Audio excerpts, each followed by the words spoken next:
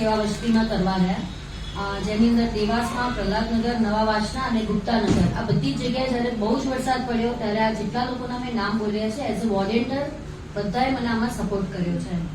ખીચડી વિતરણમાં ખાસ હું કહીશ કે રાહી ફાઉન્ડેશનનો મને ખૂબ સપોર્ટ મળ્યો છે, કારણ કે સવારે અમારા દીકરાઓ શું ખાય સાંજે ખબર નથી હોતી, અને મેઇન એમાં રાજેશ ફાઉન્ડેશનના જલપાબેન આપણી સાથે છે, એ જે સ્વાતિ છે, નામચીન ઘી ગુડ બધી હોટલોમાં જ્યારે 10 વાગ્યા પછી રસોઈ વધે છે તો એ રસોઈ અદિત્રી શાહ અને જલપાબેન જે અમારા ત્યાં પહોંચાડે છે ને અમે 11-12 વાગે આજે અનમોલ મોદીની ટી શર્ટોમાં જે છોકરાઓ ઉભા છે એ લોકો બધાને ખવડાવીને સૂવે છે. પતંગ અને ફિરકીની વાત કરું તો આશીષભાઈ જે પાછળની સીટ ઉપર બેઠા છે પણ એકચ્યુઅલી મારી સાથે બેસવું જરૂરી હતું એમને, બટ વાંધો નહીં. તો એ આશીષભાઈ કે એક ફોન કરું ત્યારે એક નહીં અનેક લાભાર્થીઓ મને આપે છે, અને ત્યારે પતંગ ફિરકી એક ફોન મેં કર્યો ત્યારે બહુ સુંદર સરસ મજાની કીટ સાથે એમને મને આપી હતી.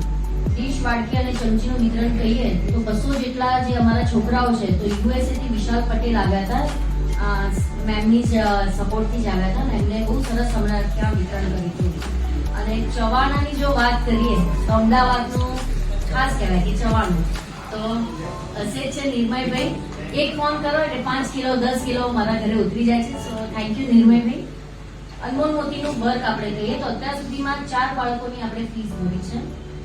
રોજનું જે 50 રૂપિયાનું લારી ભાડું હતું કે જેમ કે આપણે લારીવાળાને જોઈએ છે તો એ લોકોને ભાડા ઉપર લારી હોય છે, તો આશીષભાઈ, નિર્મયભાઈ અને મુકેશભાઈના સપોર્ટથી આ વસ્તુ અમે લોકોએ 15 થી 20 લારીવાળાને પૈસા આપ્યા અને એ લારી ભાડાથી મુક્ત કરીને વેચાણ અમે લોકોએ આપી દીધી, જેથી લોકોનું જે 100 રૂપિયાનું ભાડું હતું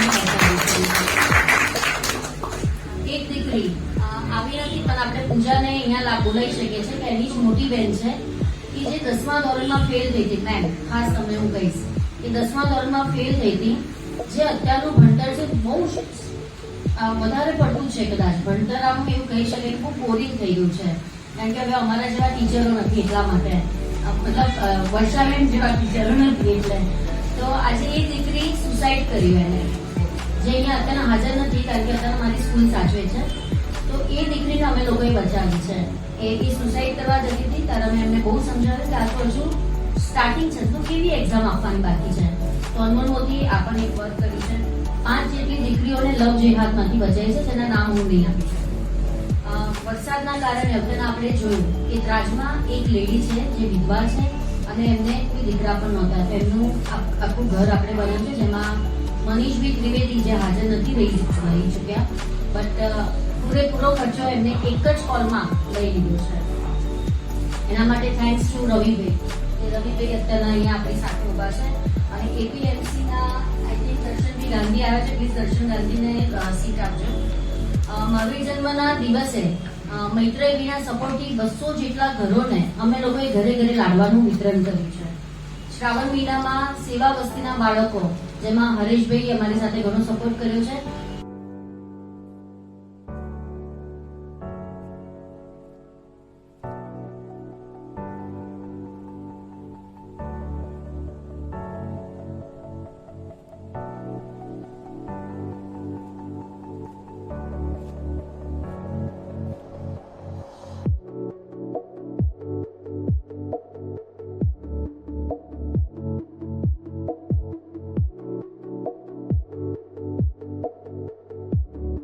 અઠ્યાવીસ સપ્ટેમ્બરના રોજ અનમોલ મોતી ફાઉન્ડેશનના ફાઉન્ડર પાયલબેન શાહનો જન્મદિવસ પતંગ હોટલ ખાતે ઉજવવામાં આવ્યો હતો.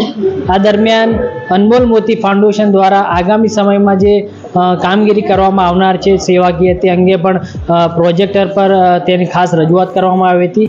ત્યારે અનમોલ મોતી ફાઉન્ડેશનના ફાઉન્ડર પાયલબેન શાહ સાથે આપણે આ અંગે વાતચીત કરીશું. જી, શું કહેશો કે આજે તમારો જન્મદિવસ અહીં પતંગ હોટલ ખાતે ઉજવવામાં આવ્યો? પતંગ હોટલના ફાઉન્ડર ભાઈ ઠક્કર પણ પોતે અહીંયા હાજર રહ્યા હતા. શું કહેશો?